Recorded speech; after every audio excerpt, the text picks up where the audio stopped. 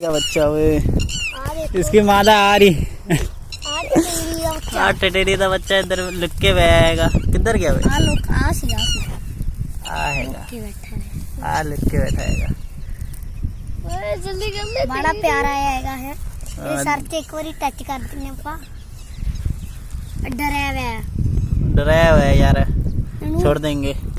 पहले हम फोटो खींच लेते ठीक है, थोड़ा डालने के लिए भी पकड़ी जाता है छोटे मेमने नु। और छोड़ दे वे, मर जाओगा।